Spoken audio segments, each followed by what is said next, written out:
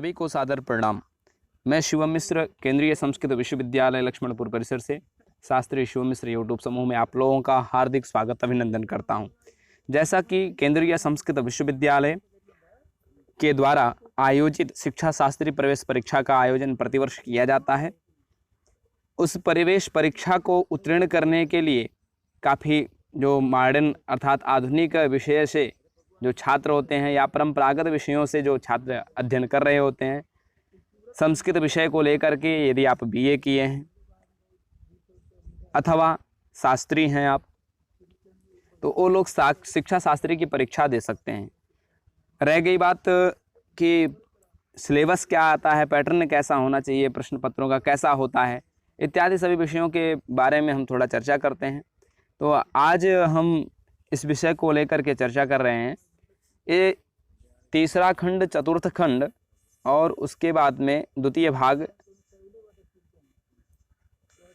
और प्रथम खंड, द्वितीय खंड, ये कहने का अभिप्राय है 4 खंडों में ये प्रश्न होते हैं। तो 4 खंडों में जो प्रश्न हैं, तो प्रथम खंड के विषय में आज हम जानते हैं। संस्कृत भाषा दक्षता विषय क्षेत्र से संबंधित, इसमें आपको संधि लघु सिद्धांत कौमुदी के अनुसार अच्छे से आना चाहिए।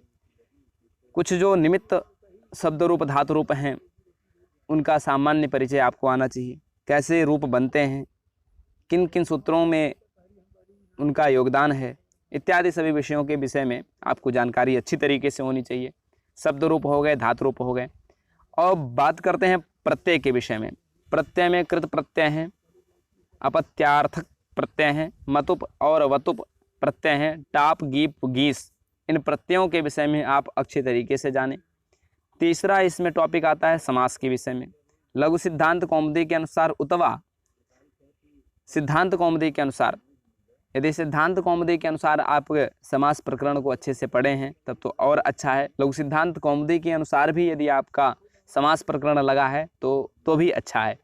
आप अव्ययीभाव समास को अच्छे से जानें, उसके उदाहरण को समझें, तत्पुरुष समास को जानें, द्वंद्व और द्विगु को देखें, कर्मधारय समास हो गया, नई समास हो गए और बहुव्रीहि समास। इस प्रकार से समास प्रकरण को भी अच्छे से जानना है।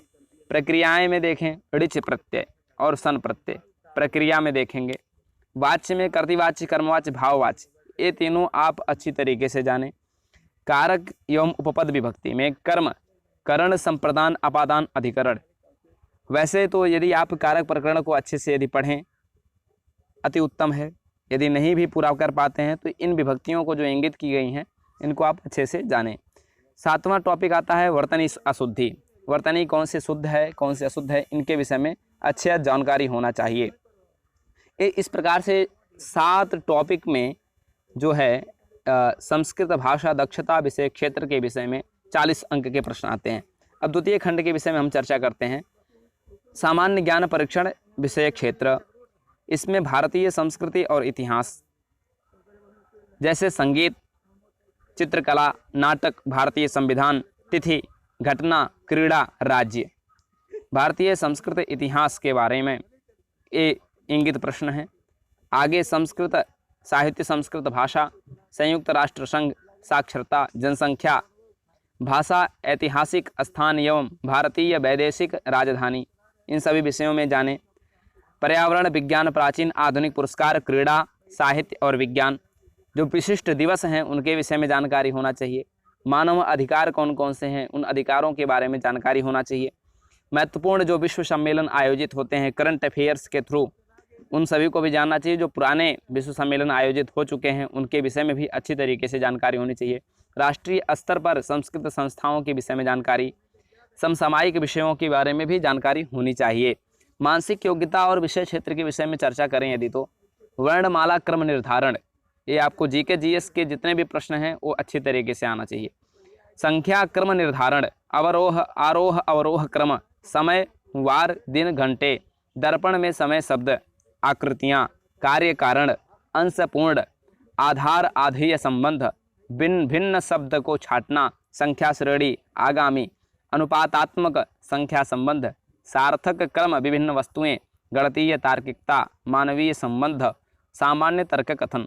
इस प्रकार से 40 अंक के जो प्रथम खंड का प्रश्न होता है और द्वितीय खंड का भी जो प्रश्न है 40 अंक का होगा। कहने का अभिप्राय है संस्कृत भाषा दक्षता के विषय क्षेत्र से 40 अंक के क्वेश्चन, सामान्य ज्ञान एवं परीक्षण विषय क्षेत्र से 40 अंक के प्रश्न होते हैं। इस प्रकार से 80 अंक के ये क्वेश्चन हो गए। 2 खंड इस प्रकार से होते हैं पूर्ण। तीसरे खंड के विषय में यदि चर्चा करें तो शिक्षण अभिरुचि और विषय क्षेत्र से संबंधित 40 प्रश्न आते हैं। शिक्षण अभिरुचि में क्या है, शिक्षा के उद्देश्य क्या हो सकते हैं, शिक्षक के गुण क्या हैं, शिक्षा के सिद्धांत, अनुशासन, शिक्षण वृत्ति, कक्षा प्रबंध, शिक्षक की भूमिका, शिक्षण के उद्देश्य, प्राचीन शिक्षा, गृह कार्य, शिक्षा के प्रति चेतना, शिक्षा आयोग, शिक्षा की समस्याएं, शिक्षा जीवन मूल्य शिक्षा, शिक्षा मनोविज्ञान, शिक्षा का इतिहास। इस प्रकार से 40 नंबर के जो प्रश्न तृतीय खंड में पूछते हैं, इसमें शिक्षण अभिरुचि और विषय क्षेत्र से संबंधित प्रश्न होते हैं। अब चतुर्थ खंड के बारे में हम चर्चा करते हैं तो संस्कृत वांग्मय विषय क्षेत्र से संबंधित 40 अंक के प्रश्न आते हैं, जिसमें वैदिक वांग्मय विषय क्षेत्र होता है। वैदिक वांग्मय से प्रश्न होते हैं। वैदिक वांग्मय में ही ब्राह्मण, आरण्य, उपनिषद, वेदांत, दर्शन, पुराण, रामायण, महाभारत, महाकाव्य, कवि, नाटक, गद्य, चंपू, आधुनिक रचनाएं एवं रचनाकार होते हैं। इस प्रकार से 4 खंडों में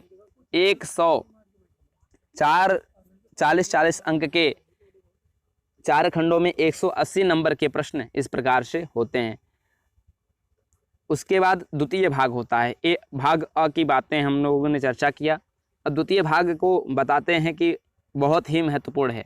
जो हमारे पूर्व के ज्येष्ठ श्रेष्ठ भ्राता लोग, जो लोग ये इस प्रतियोगिता को पार्टिसिपेट किए हैं, अभी हम लोग इसकी सज्जता में लगे हैं, वो लोग बताते भी हैं कि जो द्वितीय भाग होता है उसकी सज्जता अच्छी तरीके से होनी चाहिए। तो उसको हम लोग ध्यान से देखें।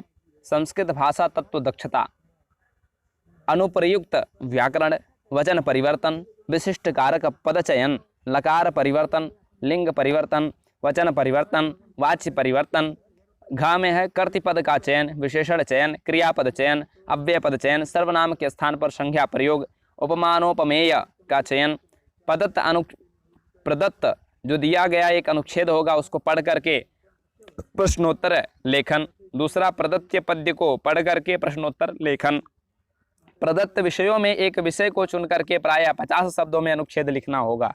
अनुच्छेद लेखन इत्युक्ते कहने का अभिप्राय है निबंध।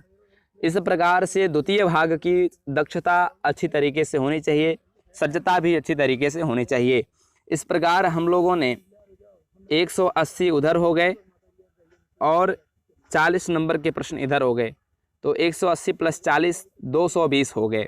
220 नंबर के क्वेश्चन इस प्रकार से आपके पूछे जाते हैं। तो ये 4 खंडों में परीक्षाएं विभक्त होती हैं और उसके बाद खंड ब में भी हम लोगों ने जाना। इस प्रकार से शिक्षा शास्त्री प्रवेश परीक्षा के पाठ्यक्रम को हम लोगों ने देखा। सभी को धन्यवाद, सादर प्रणाम।